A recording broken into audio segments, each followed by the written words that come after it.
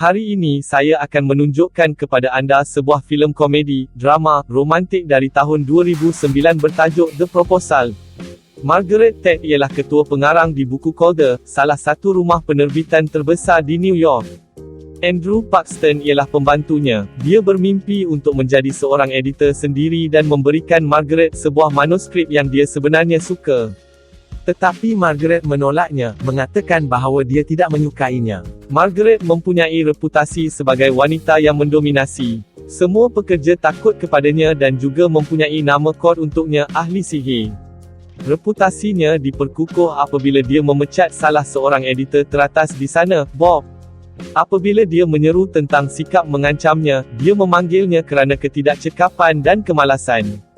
Kemudian, Margaret dijemput ke pejabat bosnya di mana dia mengucapkan tahniah atas pemeteraiannya perjanjian dengan pengarang popular.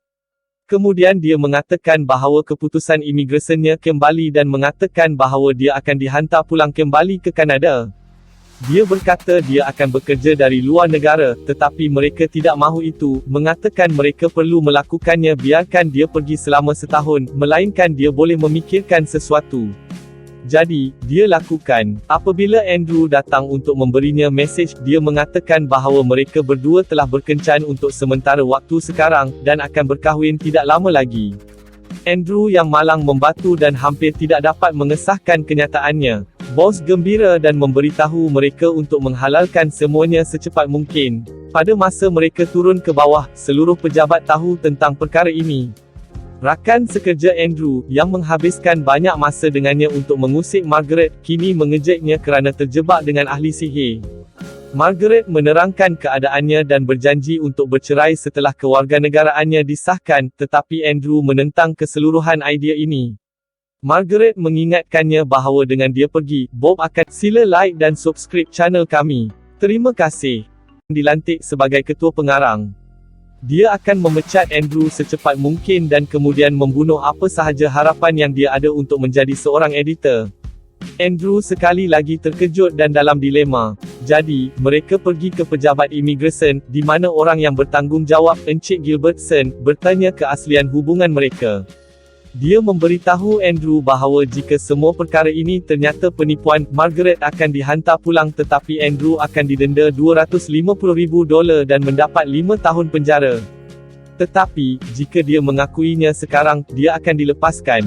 Andrew tidak mengaku. Encik Gilbertson mengatakan bahawa mereka akan ditemu bual secara berasingan pada hari Isnin dan cerita mereka ada untuk dipadankan.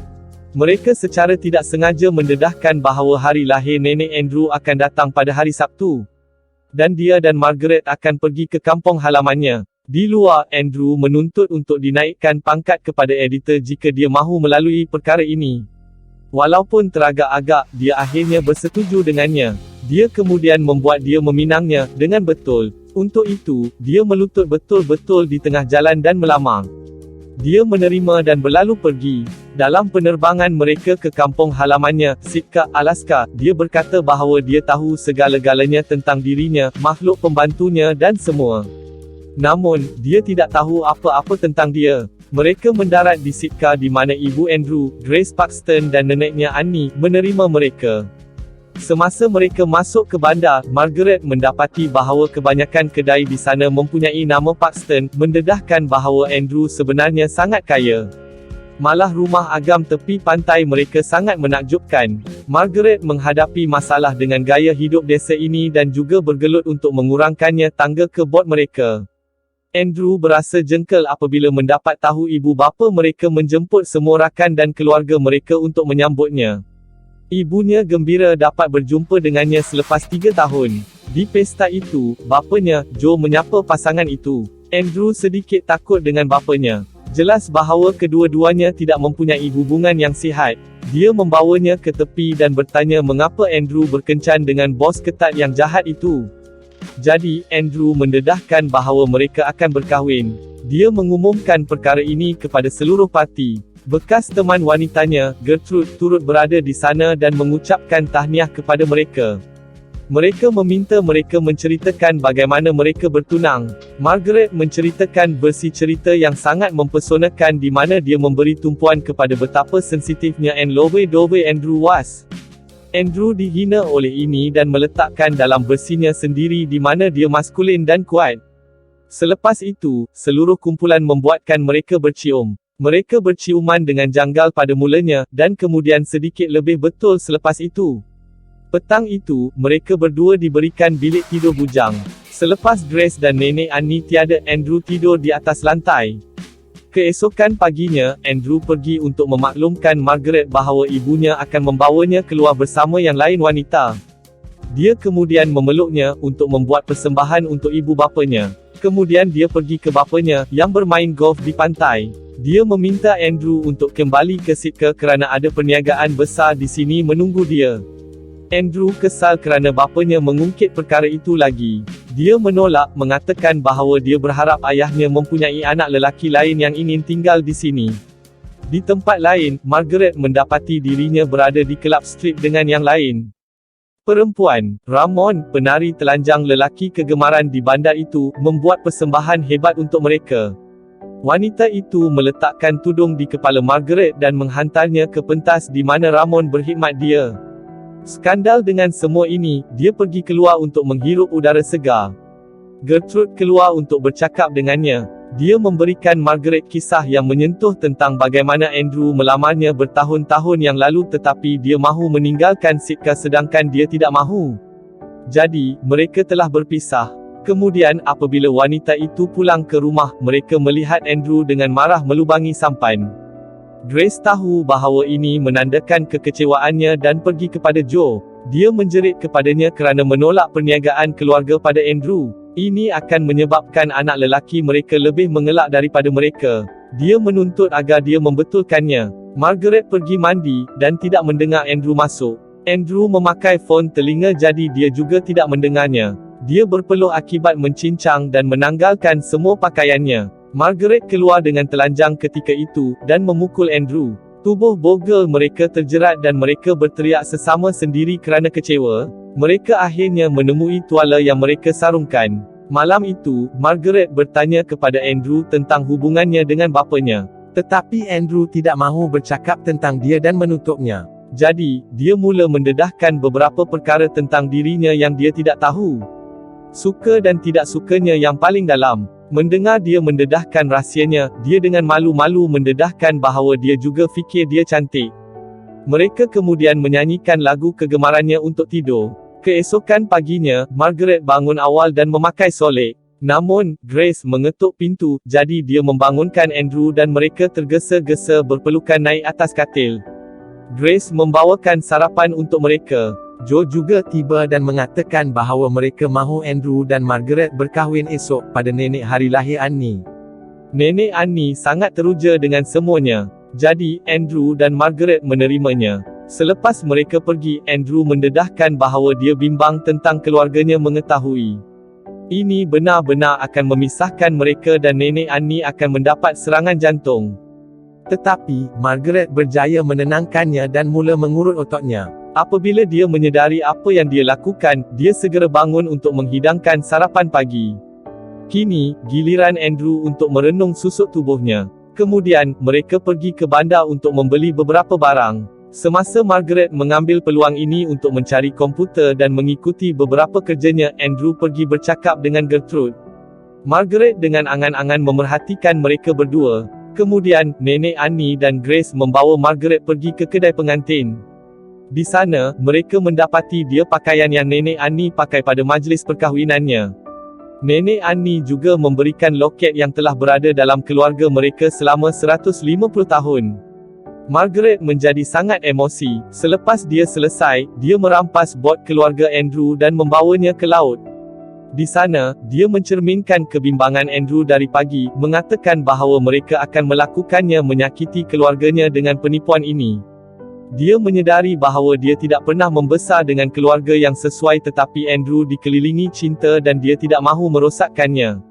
Andrew hampir merempuh bot itu, tetapi membeloknya tepat pada masanya. Walau bagaimanapun, Margaret jatuh. Andrew segera menyelamatkannya dan membalutnya dengan selimut sambil memeluknya untuk memberi kehangatan. Kembali ke rumahnya, Joe membawa mereka ke sebuah bangsal di mana Encik Gilbertson telah tiba untuk memeriksa pada mereka. Dia mengatakan bahawa Andrew masih mempunyai peluang untuk mengaku.